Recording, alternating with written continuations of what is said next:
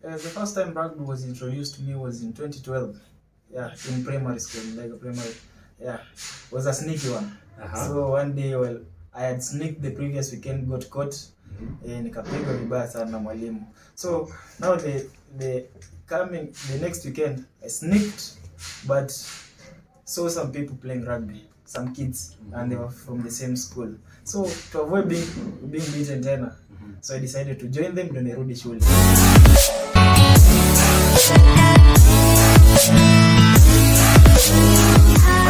Welcome back to the Gatekeepers TV. As usual, I'm your super host at Dennis Keton. Today on set, we are glad to be chilling out with a super guest. I'll give him a chance to introduce himself.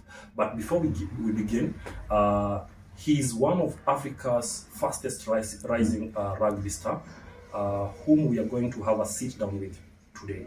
So we want to talk about many stories. We want to get to know him and to know where did this journey start from and where he is up to now. So please guys, I invite you to join us in this escapade as we enjoy his life story. So let's begin by allowing him to introduce himself to you guys. So please introduce yourself to the viewers. Hey guys, I'm Samwel Asati. Yeah, play scrummer for KCB and Kenya 15s. Yeah. Good. So guys, there you go. So basically, we want to start this interview from just, we want to take it back to the basics. So, Asati, uko fiti? Niko fiti. We just want to remind them that bado sisi ni wa Kenya, si ndio? Bado tunabonga Kiswahili bado ndio ile lugha ya mtaa, ama ni aje? Yeah, true. Kabisa. So I want us to tell our viewers, take us through your journey. I want us to tell us, who is Samwel Asati? Like, where were you born? Do you have any siblings? Tell us your background. Samwel Asati was born in Kisii, 1999. But I was raised in Karura Forest. Yeah, the last born among four boys. I'm the last born. Yeah, but I'm the only one who plays rugby. Yeah. So it's not wise if we assume that you hail from a rugby family, right? Yeah, it's not. I don't know. In our family, in our whole community, yes, there is one Olympian. That was my grandfather's brother. Yeah. Yeah, Charles Asati. Yeah. Okay. And there is this Harambee Stars player, Dukes Abuya, comes from the same village. Yeah. So guys, so clearly you can see that Asati hails from a region whereby they are blessed to have people who have graced Kenya with a lot of talents in different genders of sport. So that one we appreciate. So Asati, you are one of Africa's rising star when it comes to rugby. We've seen you grow, we've seen you elevate. So first of all, I want you to tell our viewers, tell us your journey. Like, when was the first time that you came into contact? When did you realize that you can really play rugby? Or when was rugby first introduced to you? The first time rugby was introduced to me was in 2012. Yeah, in primary school, like a primary. Yeah, was a sneaky one. So one day, well, I had sneaked the previous weekend, got caught, nikapigwa vibaya sana na mwalimu. So now the next weekend, I sneaked, but saw some people playing rugby, some kids, and they were from the same school. So to avoid being beaten tena, so I decided to join them, ndio nirudi shule. And it was a routine. Sasa na join, tukitoka, I go play with them rugby. Sasa nilianza ku avoid football.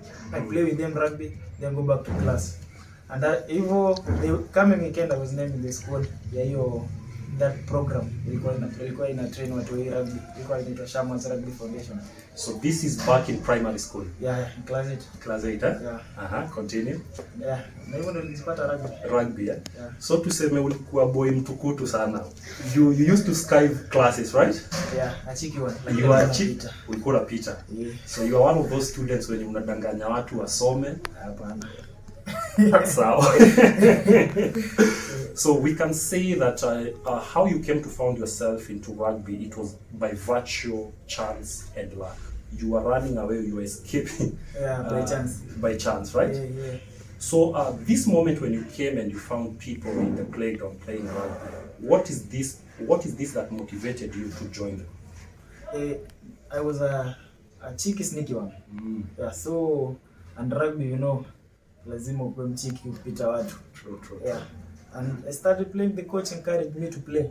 And from the beginning, the coach told me I was a small one. Aliniambia you should play scrum half. Scrum half ndio the cheeky one mwenye ana organize the team. Yeah. Na hivyo ndio played scrum half. So guys, today we are going to learn a lot of things in rugby because I know most of our fans here, you love football, but don't worry, we got you. Asati is here with us, he's going to break it down. So when they hear scrum off, some of them don't understand. What is this? What's the role of a scrum off? The scrum off basically in rugby 15s, the link between, in rugby 15s, kuna the heavy ones who are the forwards and the quick ones who are the backs. So the scrum off is the link between the forwards and the backs. And he organizes both. So in football, because we are big fans of football, we can easily refer to you as midfielders. Okay.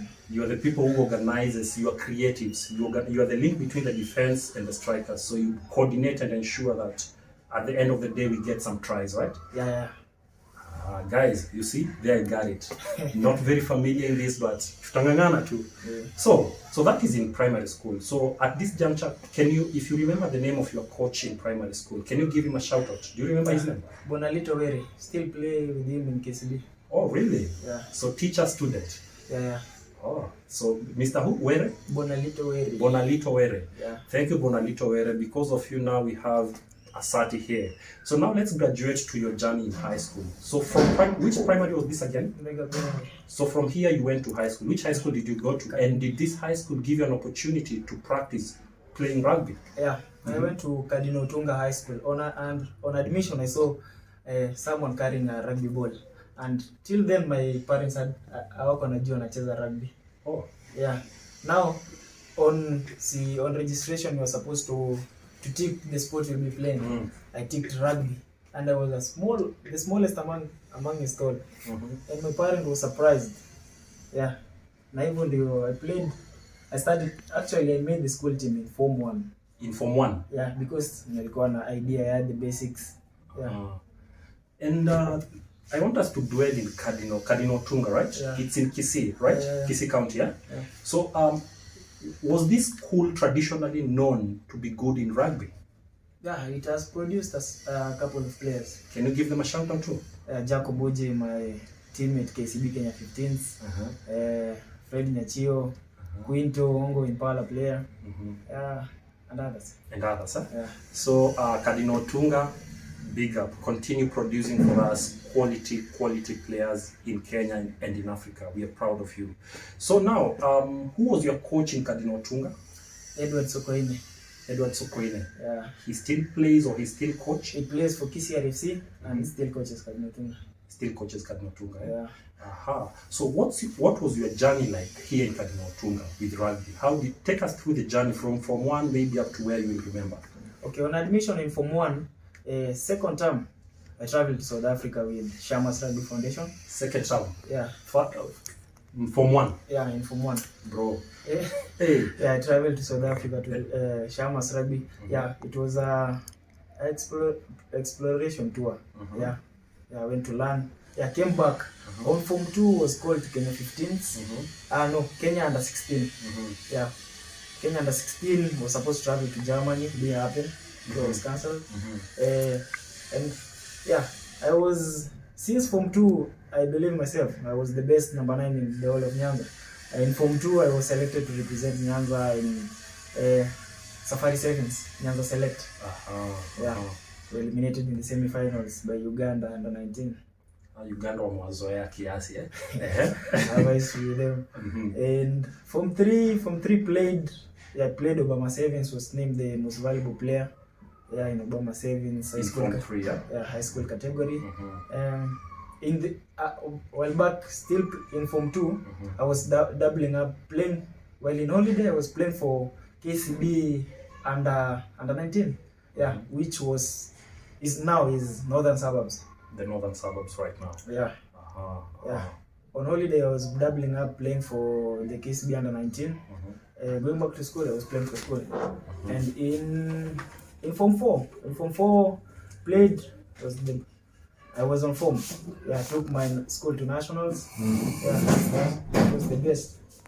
So you guys qualified to the nationals, right? Yeah. So whom did you face in the nationals? Can you remember? In the nationals, we faced St. Peter's Mumias and other schools. I don't remember. Oh, it's alright. But you won or you were eliminated in the finals? In nationals, going to the nationals, I had an injury, shoulder injury. So I didn't have the best. Yeah. We didn't play well, but we won some, lost some. Okay. Yeah. But key among it is that you were able to actually carry your team to the nationals. That was a big thing. Yeah. So guys, up to where we are right now, we can see that clearly, Sam Asati, or as we call him, Tintin, he's been having a good journey. He's a prolific winner. He's a team player, because up to now we can see that from all that journey from primary now to high school, we are seeing that whichever team he's joining, they're actually having, they're rising in terms of he's catapulting them from one step to the other. So Cardinal Tunga, him being in that team, clearly now we are now in Form 4. These guys are in the finals. Though they didn't win, but actually that left a mark. Sorry about the shoulder injury. I hope it's not something which it's progressive. It's recovered, right? It's recovered, yeah? Yeah. Okay. So now when you were done with high school, now this is Form 4, right?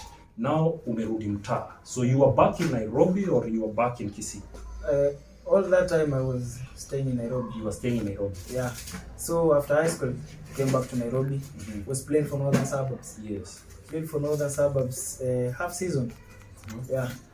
Till we were playing. We had qualified for the playoffs. Yeah. Into the semi-finals. KCB strength and conditioning coach told me to train with the senior side KCB. Big shout out to Dennis Keton. Alafu Gatekeepers TV channel. Make sure you subscribe. Let's hit the subscribe button down there. Kabisa. So guys, make sure you subscribe. Calligraph Jones, I endorse this channel. Respect.